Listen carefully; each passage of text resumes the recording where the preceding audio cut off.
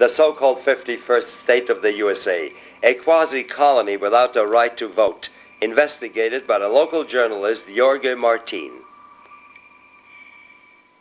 There have been many incidents in which UFOs have been seen over inhabited areas by many people, and at the same time military aircraft such as AWAC radar planes, or maybe even as explained by the witnesses, F-14 Tomcats, jet fighters, or some aircraft from the Puerto Rico Air National Guard that have been seen chasing these objects. In some occasions, there have been some incidents in which people say there seems to be some struggle between the UFOs and the jet fighters, and in some occasions, military personnel has been seen in these places checking the situation. This happened in December 28, 1988 at 7:45 p.m.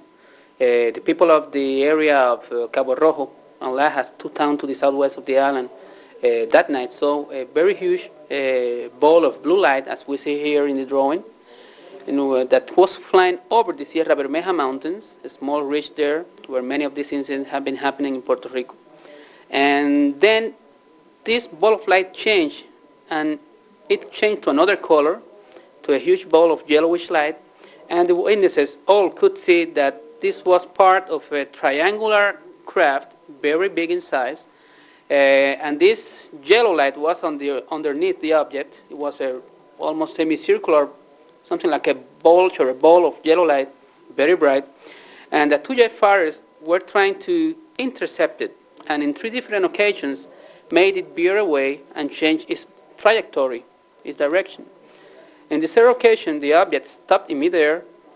One of the jet fighters seemed to, as if it was going to collide with the object by the back of it, and the people began screaming because they believed there was going to be a collision and an explosion and something terrible might happen. But what happened was that the jet fighter just disappeared, vanished in midair, next to the UFO. The other jet fighter kept flying next to it by the right side of it, and then all of a sudden, it also disappeared. It vanished. The UFO then came back again, turned around, flew over an area known there as the Saman Lake. It's a small pond surrounded by many palm trees. And over these palm trees, I would say at about an altitude of 100 feet from the palm trees, it divided itself, this huge triangular object, into 2 different objects. It split with a luminous explosion, a soundless explosion, a very bright light.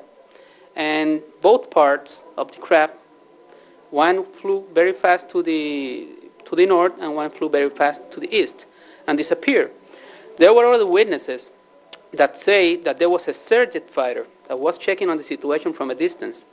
But when that pilot of that surjet fighter saw what happened, apparently he tried to flee the area, and 3 small balls of red light came out from the UFO and began chasing it, and they disappeared to the north. They don't know what happened to this surjet fighter. How many witnesses followed this event? Up to now, more than 100 witnesses. What are your conclusions? Well, this incident did occur.